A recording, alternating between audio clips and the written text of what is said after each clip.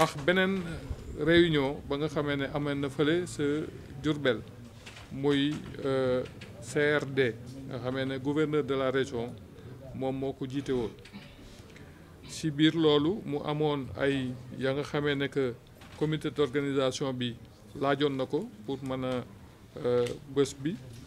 mais également ay engagement ya nga xam ne service yi maanaam service technique yi jëloon nañ ko pour vraiment ni ñuy participer si bés bi ñu man si gis si secteur santé lépp li nga xamee ne que mooy point mobile avancé mais également lépp la nga xamee ne que si wàllum médicament wala personnel ñoom par rapport à mettre en œuvre également avec la participation de la Croix-Rouge nga xamee ne que ñoom tout leur personnel dañ ko mettre à disposition pour vraiment accompagner les services de santé pour mën a seen dispositif bi mu mën a mucc ayib li nga xamee ne que moom moo jëm ci wàllu sécurité également mu nekk lu am solo parce que muy sécurité sanitaire surtout waa service d'hygiène ñoom it jël nañ leur disposition ba li nga xamee ne que moom mooy traitement des domiciles def nañ ko ba pare léegi peut-être lii nga xamee ne moom nañuy def mooy saupoudrage bu ñuy def dans la ville à partir du mercredi 15 nga xamee ne que dañuy saupoudrer dëkk bi pour mën a rendre effectif li nga xamee ne que moom mooy li ñu waroon a def. beneen bi muy la sécurité avec la police ñoom aussi tout le dispositif dañ ko mettre en œuvre te it dinañ defar li nga xamee ne que moom mooy plan de circulation ba nga xam ne avec le comité d'organisation dinañ ko partager pour mën a wax ñi nga xamee ne mooy pèlerins yi plan de circulation bi ñu maintenir fii pour mën a faciliter démarche dikk bi mais également gën a mën a sécuriser zone yi. Gendarmerie également la même chose nga xamee ne ñoom jël nañ les dispositions pour lépp li nga xamee ne que mooy contrôle routier wala contrôle dispositif yi nga xamee ne moom nañuy def ci domicile dignitaires yi ñoom it jël nañ leur disposition pour mën a def loolu. sapeur pompier yi ñoom aussi lu ci dem ci grande cuisinière également sécurisation autour de la mosquée ak biir mosquée bi yëpp ñoom jël na déjà leur disposition donc sur le plan sécuritaire daal tous les services de sécurité de défense et de sécurité maanaam jël nañ seen matuwaay pour mën a satisfaire li nga xamee ne mooy besoin bu comité d'organisation si mbirum ndox ak assainissement mbirum ndox moom disposition yi jël nañ ko parce que li nga xamee ne que mooy 12 forages yi nga xam ne ñoom ñoo gën a impliqué ci màggal gi ñoom ñëpp ils sont fonctionnels et que yeneen disposition dinañ ko jël pour mën a yokk ndox mi maanaam muy ay camion wala muy ay bâche à eau OFOR jël na encore engagement pour mën a mettre à disposition lépp li nga xamee ne que moom la comité d'organisation bi laajoon pour mën a satisfaire vraiment la demande yeneen yi nga xamee ne que mooy entretien yenn kii yi nga xamee ne dañu dem def baisse de devis mais yooyu forage yooyu impliqué wuñu directement si mën naa wax ne que màggal bi mais entretien yooyu dinañ ko def pour mën a relever les baisses de débit et également yi nga xam ne ñoom nekk à l'arrêt ñu mën ko réparer dans les meilleurs délais par rapport à l'assainissement moom lii nga xam ne moo doon engagement ONAS mettre à disposition des camions ONAS mettre na à disposition 5 camions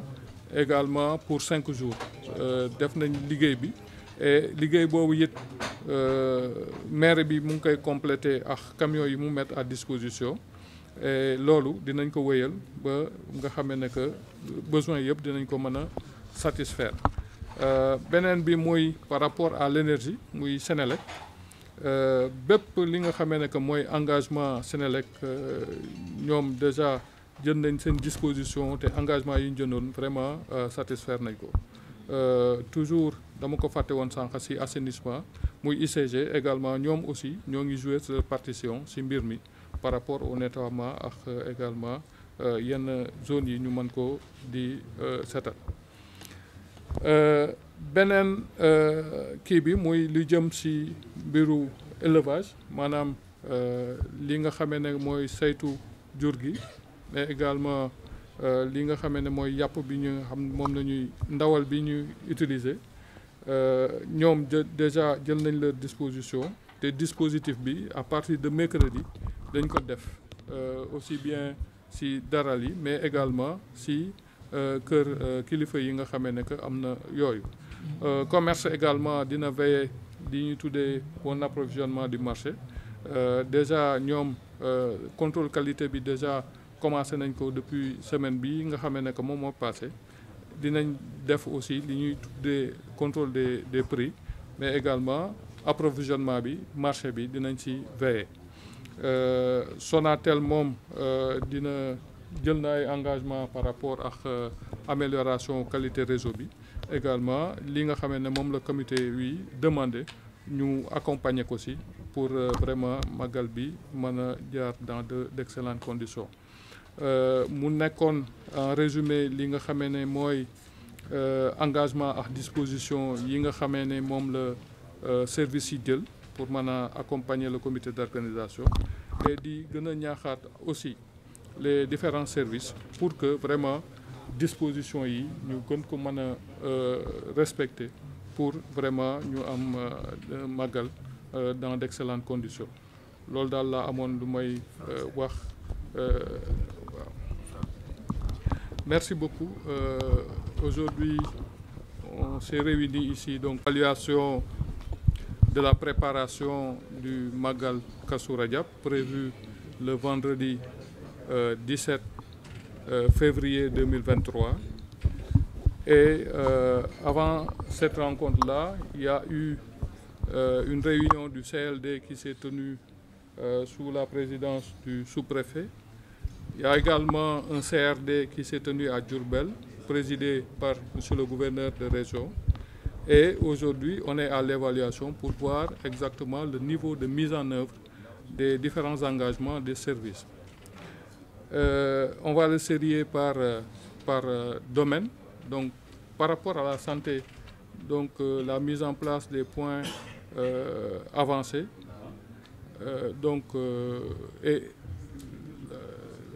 la santé s'est engagée à mettre en place des points avancés. Et 3 ont été augmentés par rapport à ce qui a été mis en place l'année dernière. Donc l'année dernière, on avait 11 points, 3 en plus, donc ça nous fait 14 points actuellement qui seront mis en place. Et toutes les dispositions sont prises pour la mise en place de ces points-là. L'autre aspect, c'est par rapport à la mise à disposition de médicaments. Ceci est effectif également pour le personnel. Les dispositions sont déjà prises pour que ceci n'ait pas de problème. L'autre aspect, c'est par rapport à la sécurité. Les forces de défense et de sécurité ont déjà pris les dispositions donc, pour aussi bien la couverture en hommes, en matériel du Magal, et aussi bien la police que la gendarmerie sont fin prêts pour quand même accompagner tout ce processus-là. J'avais un peu omis dans le cadre de la santé, ou sinon de la santé, de la sécurité, surtout l'hygiène, le service d'hygiène qui déjà a pris les dispositions, a déjà terminé ses opérations de désinfection et de désinsectisation. Reste peut-être un saupoudrage de la ville le mercredi soir. Et donc pour eux aussi, toutes les dispositions sont prises donc pour quand même faire le nécessaire. Nous en venons au secteur de l'eau et de l'assainissement. Donc pour l'approvisionnement en eau, les 12 forages qui sont concernés qui sont directement utilisés lors de ce Magal sont tous fonctionnels. C'est vrai qu'une mise à niveau sera faite pour d'autres forages,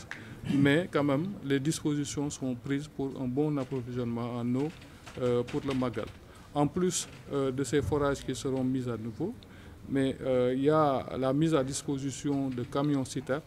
et également de bâches à eau. 20 camions citernes sont demandés par le comité d'organisation et 15 bâches à eau. Et l'OFOR prendra les dispositions nécessaires donc, pour mettre à disposition. Dès à présent, des camions sont en route donc, pour quand même rallier Touba, donc pour satisfaire cette demande-là. Sur le plan de l'assainissement, 5 camions citernes, 5 camions hydrocureurs ont été mis à disposition donc, pour les besoins de l'assainissement pour 5 jours par l'ONAS. Et le reste sera mis à disposition par la mairie, est déjà mis à disposition par la mairie et le travail continue.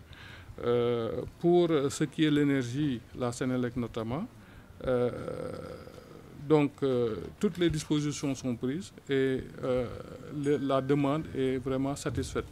Tous les besoins du comité d'organisation ont été satisfaits par la Sénélec. Donc reste peut-être à insister sur la mise en place d'une équipe de permanence et de surveillance. Mais sinon, tous les besoins sont satisfaits. Pour les eaux et forêts, c'était pour la mise à disposition des permis, ce qui a été fait. Pour le secteur de l'élevage, à partir de mercredi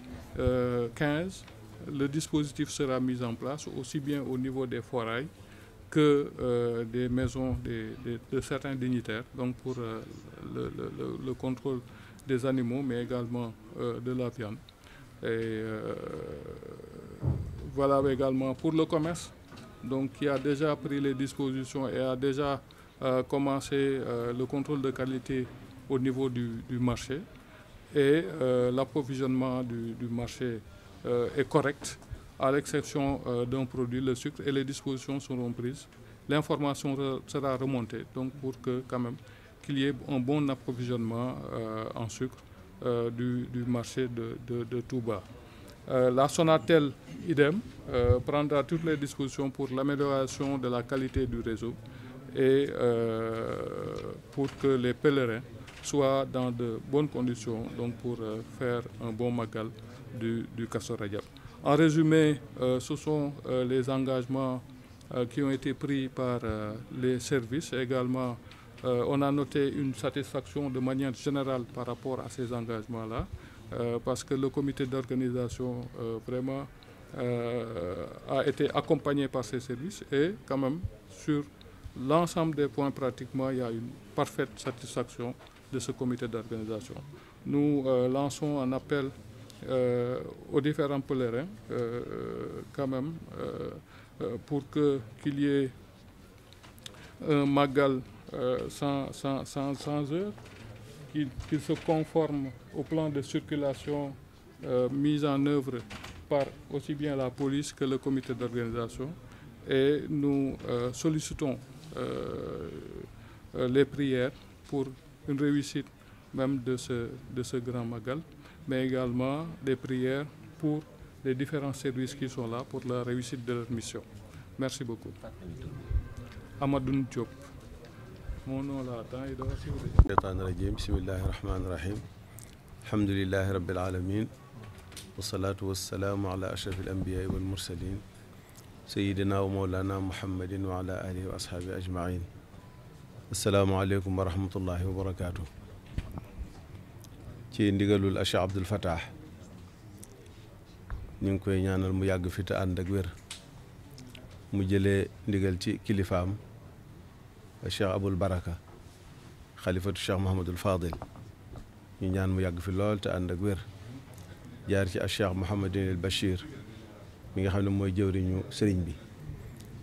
Cheikh Mouhamadul Mourtada mi nga xam ne mooy rakki Cheikh Abdoul Fattah di jëwriñam ak mboolem njabootu Cheikh Mouhamadul Fadil yëpp ñu ngi yëkkati sunu kàddu di ko tàmbalee ci ab nuyoo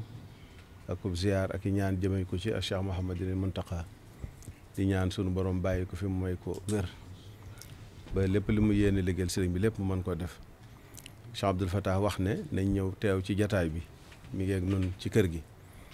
waaye yëkkati kàddu ci ndigalam ak ci turam kàddu gu bàyyi ko ci kilifaam yooyu ma tudd nga xam ne ñooy yor liggéey bi moom muy jëwriñu liggéey bi mu boole nu ak comité d'organisation bi nga xam ne ñoom laa àndal nii sëriñ Alaaji Fallou Ndiaye di coordonnateur bi waaye mboolem njabootu Cheikh Mouhamadul Fadil di rakki Cheikh Abdoul Fatah yi waaye seen njaboot gi di sët yi ak donga yi ak doomi donga yi ak mboolem ñi nga xam ne ñooy njabootu kër gi yëpp nu àndandoo ñëw teewal fi sëriñ bi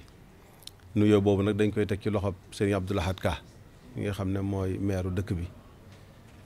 te taxaw ci taxawaay bu rafet ci waajtaayu màggal gi sàkku ci moom mu tegal nu ko ci loxo préfet ak sous-préfet ñu yëgalal nu ko ca gouverneur mu jàll ca ministre de l'intérieur jàll ci premier ministre ba yegg ca président de la république waaye nuyul nu mboolem chef de service yi nga xam ne ñoo ànd ak ñoom teew ci jataay bii muy ñor wàllu sécurité wàllu wér-gu-yaram ñoom ñëpp mënuma leen a lim waaye mboolem chef de service yi nga xam ne teew nañ fi ànd ak ñun liggéey bi sëriñ bi mi ngi teg loxo boobu ci loxo préfet mu jottali leen ko di leen sant di leen gërëm ci taxawaay bi ndax lii ku ne xam na màggal gi ni mu demee ak ni mu toll waaye saa bu jotee lu mel ni day am bii mooy ñetteelu ndaje buñ defoon ca mairie ba def benn ca gouvernance tey ñu ñëw fii ci kër Cheikh Abdoul Fatah ngir ñetteel bi nga xam ne mooy xayma li nga xam ne jotoon nañ ko waxtaane fuñ ci toll loolu itam alhamdulilah sëñ Fallou Ndiaye mi nga xam ne moom mooy coordonné loolu wax na ne fi mu yëf yi toll day xel dal na ci bu baax ndax li ëpp lu ñu sàkk woon te lépp nag jëm rek ci waajtaayu màggal gi ngir nit ñi bu ñëwee mën a fekk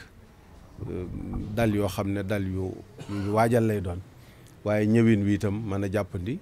ba yi nga xam ne yi moom la ñu soxla ci màggal gi te nguur gi war cee taxaw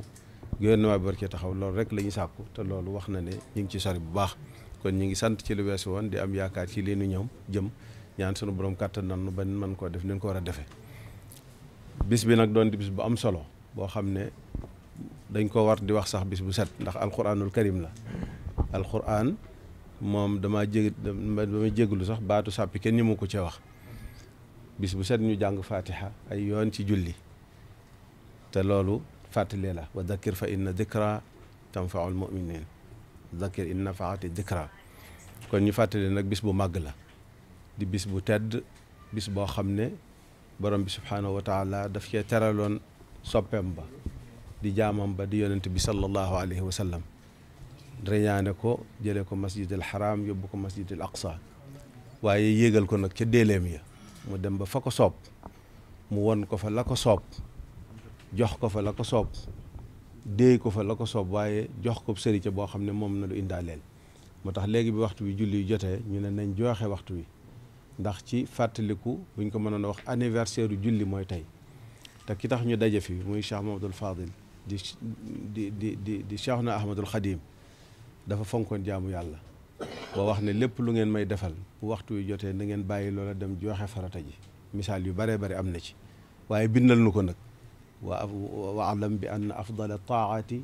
salaatuna fi awalil awqaati def naa ne bayit boobu waxoon nañ ko daal dem joxe ji farata ji kon bis bii ñu jub dëgmal si mooy bis bi nga xam ne ci la borom bi subhaanahu wa taala farataale woon julli waaye Cheikh Mouhamadul Fadil feeñ ci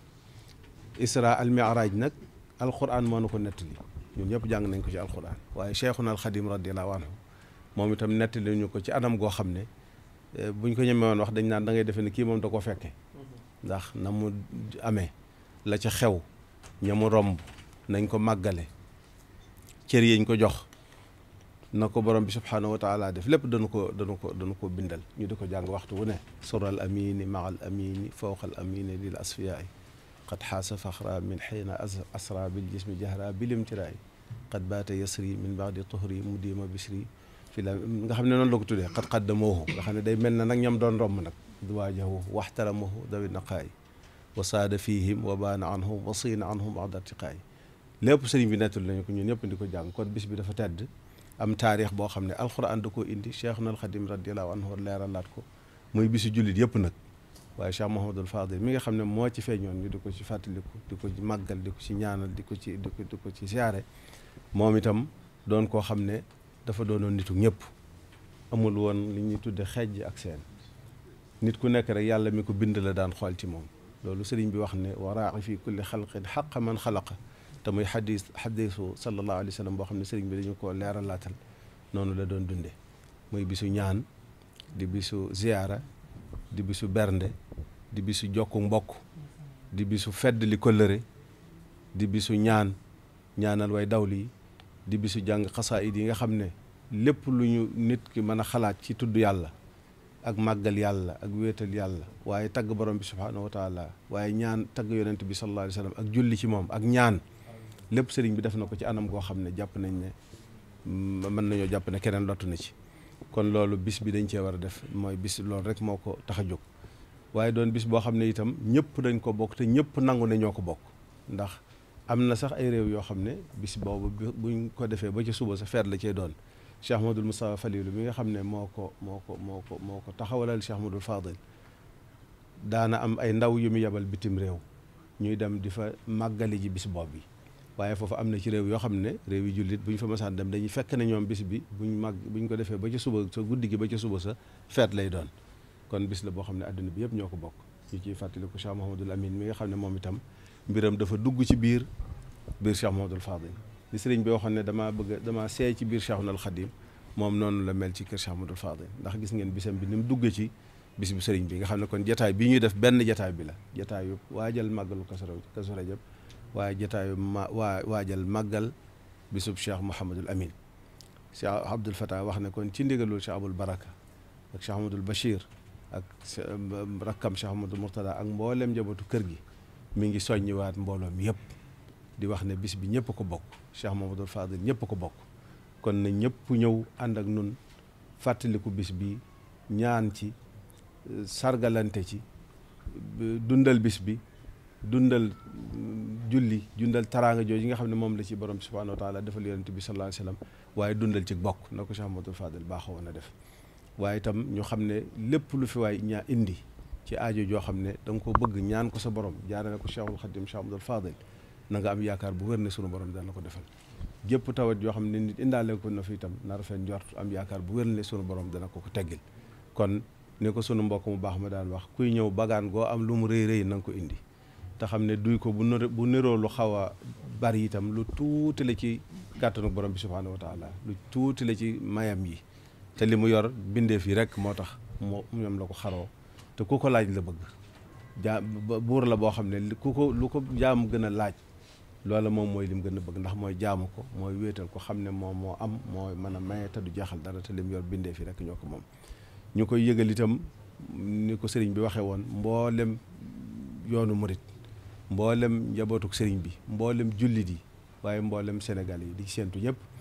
ñi nga xam ne itam yàlla dafa dogal seeni kër jege ak jumaa ji daaw amoon na ay jafe-jafe ngir buñ bëggee dugg si mu xaw a jafe loolu itam ñu ngi leen ciy jégalu di leen xamal ne nag ñoom ñoo yem ci màggal gi wala ñoom sax ñooñu cëppale ndax Cheikh Ahmadul Fadil ñëpp la waaye waxtaan nañ ci ak ñi nga xam ne ñoo yor wàllu sécurité ci ndigalu préfet ak sous-préfet ñu ne dañ ci bàyyi xel bu baax a baax danañ def plan de circulation boo xam ne danañ ko waxtaane danañ xool itam daal nuñ mën a amee saa bu ñu bëggee dugg seen kër mën a dugg bu ñu bëggee génn mën a génn képp ku bëgg a ñëw seet si leen siyaare si leen itam wala nga mën faa ñëw màggal si fa nga mën faa yegg si nu xam ne nag dayoo màggal gi moo tax ñoom itam li ñu def bëgg rek jàppandal ñëw gi ak dellu gi ak itam kaaraange gi loolu rek moo tax ñu di koy def te noonu duñ leen jàngal seenub liggéey waaye mën lañ leen a wax nag loo xam ne day xew ci biir njaboot gi ngir ñu xool nuñ mën a saafara loolu waxtaan nañ ci bu baax a baax kon ñu ngi ko yëgal mboolem ñi nga xam ne dañoo xaw a jege dëkk bi di masawu nag ñëpp ci xat-xat yi waaye ni ma ko waxee bari na ñuy màggal si ñoo xam ne xamuñu kenn ci njabootu Cheikh Mouhamadou Fadal gi ñuy wax waaye dañuy ñëw ngir yàlla ak Cheikh Mouhamadou Fadal am na ci ñoo xam ne ca jumaa ji la ñuy dem fanaan fa ba xëy dellu am na fi ñoo xam ne seen këri sëriñ la ñuy dem dali fa wala kër seeni xarit seen këri bokk bari na kilifa yoo xam ne niñ daan def di ziyaarante ak njabootu Cheikh Mouhamadou Fadal gi ñu mën a tudd mënatuñ ko ndax léegi bisu màggal dañ ci amu gan waaye nag loolu moo gënal borom màggal gi bu ñu demoon ba kenn dutu mën a génn sa kër ngir gan ñu fay dal jàpp nañ ne bu boobaa nag ñi ngi tàmbalee jëm moom fa bëgg-bëggam am ndax dafa mas a wax ne dama bëgg lépp lu ma am ma bokkoo ñëpp kon loolu ñu ngi koy gis bu baax a baax ñoom kon koo ci xam ne ngànt tax na ba mënoo yegsi ci njaboot gi sëriñ bi xam na ne sant na la gërëm na la te loolu la ñuy ñaan di ñaan mu yokku di ñaan daal ñëpp ñëw fekk fi jàmm ak salaam ni ñu ko doon waxee itam ci ñi nga xam ne ñooy indi nit ñi ñu gën a bàyyi xel bu baax ndax xam ne doomu aadama lam nekk bakkanam ne ca du ko foyee waaye fàttali dafa baax ni ma ko waxoon ci njëlbeen gi doole bàyyi xel yoon wi doole def ndànk bañ a njëkkante ku sonn itam bëgg a gëmmentu war a nelaw nga nelaw. bu fekkee da ngaa bëgg ko la aw itam ka ngay jox daamar ji mu di ko wammat mu doon ko xarañe ko man waaye daamar ji ci boppam itam ñu saytu ko ba xool ne am na kàttanuk mën a ñëw te lu ca war ñu def ko ca ñaan ñëpp ñëw ci jàmm dellu si ci jàmm te ni ma ko waxee lépp luñ fi ñaan sunu borom nangu ko ci barkeb Cheikh Ahmadul Fadil ci barkeb Cheikhul Khadim di sant itam taskati xibaar yi ndax ni ma ko waxee màggal gi ñëpp dañ ko bokk ñi mën a ñëw Touba dañuy ñëw ñi mënta ñëw it dañuy toog fa ñu toog di ko dund ak noonu ci biir réew mi ak ci bitim réew mi kon loolu itam ñu ngi leen di ñaan ñu gën koo yaatal rawatina nag njàngum alxuraan mi sëriñ bi soññee na ci bu baax ak ñaan yi njàngum xasaayid mi dikrullah istixfaar salaatu ala nabi lépp a ngi ci biir xasida yi waaye luñ ci mën a def rek doyut ku ne xam nañ ne liñ ci def kenn xamu nu mu toll waaye ñaan moom du doy ndax sallallahu alayhi wa sallam saa buñ ko tuddee dañ ko war a ñaanal waaye li ñu fiy jàng ci alxuraanul karim boobaak léegi bu fekkoon dañ naan tubaarkàlla waaye nag nañ ko gën a yokk te yéene ko sëriñ bi ku ko mën defal ko boppam koo xam ne itam lottu na ci mu wut ñu ko man mu teral leen ñu def ko tam yéene ko Cheikh Mahamadul Fadel ñaanal laale ci mboolem njabootam gi nga xam ne dawlu nañ ñaanal ñi nga xam ne ñoo fi nekk sunu borom bàyyi leen fi tamay leen wér bu moo waxee njabootuk Cheikh Mahamadul Fadel nag mooy njabootuk Cheikhul Khadim mooy njabootuk yonent bi sallallahu alayhi wa sallam mooy bindeef yëpp kon ñi ngi sant bu baax di gërëm di ñaan yàlla àggale ñu ci bis bi ak jàmm ak salaam asalaamaaleykum wa rahmatullahi wa barakatu ma ngeen baal ma fàttaliwaat itam seeti Cheikh Amadou Fadel yi ñoom itam daa am taxawaay bu rafet buñ ci def ndax ku ne xam ne ne kër gi këru xam-xam la ren nag dafa am lu ci am muy ñaari téere ba ñett benn bi Cheikh Serigne Mame Mor moom Cheikh Amadou Fadel moo ko liggéeyoon muy téere boo xam ne la ca nekk doy na waar dajale tagg yi nga xam ne nit ñi ak boroom xam-xam yi doon nañ ko tagg Cheikh Amadou Fadel mu doon téere boo xam ne defe naa romb na 3 téeméeri xët di ay woy yoo xam ne wu ca gën a xasida boo ci yëkkati da nga naan bii moo gën a neex am ci lu bari loo xam ne boroom xam-xam am ci loo xam ne boroom xam-xam yi nekk fii ci biir réew mi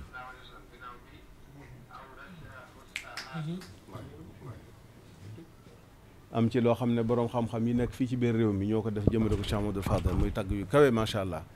am ci loo xam ne itam boroom xam-xam yi nekk Mauritanie ak yeneeni réew ñoo ko def sëñ Mame Mor yàlla na ko yàlla fayal te yokk leeram def ci liggéey bu rëy ak njabootam ci njiitul Cheikh Serigne Moustapha defar ko muy liggéey bu am solo moom itam dana ñëw ci màggal gi incha allah am ci liggéey boo xam ne itam sëti Serigne Fallou yii ñoo ko def muy téere bu mag buñ bind ci Cheikh Mahamadul Fadel nga xam ne moom itam du ma juumut daanaka tuutee ko manqué 4 téeméeri xët mu doon liggéey bu kawe yàlla dogal mu noppi moom itam ñu bëgg koo indaale ci fësal ko ci màggal gi nga xam ne daanaka mën nañu wax ne macha allah Cheikh Amadou Fadel baxar la géej la boo xam ne kenn mënu koo peek waaye nag wane na lu baree bari ci moom te doon mbind moo xam ne itam nag dañ ca sàmmonteeg li ñuy wax al amaana al ilmiya mbind mu tegu ci xam-xam la mu yaatu mu koy xamle ndax mbind mooy des mbind mooy des moo tax loolu itam liggéey bu rëy la boo xam ne ñoom def nañ ko ci waaye sëtaati sëñ Fallou yi nag nga xam ne bi ñëwee dama leen da reetaan ay gone yu ndaw bind ay xasaayid yoo xam ne macha allah boo koy jàng loola day dal xel ñenn ñi bind ay maqaalaat ay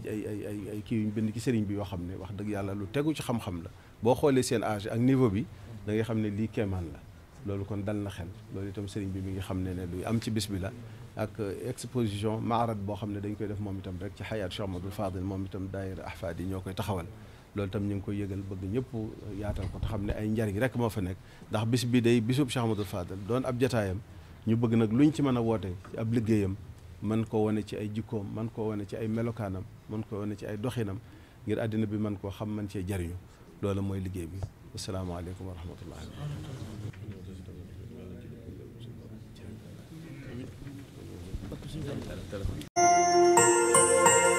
barakatuh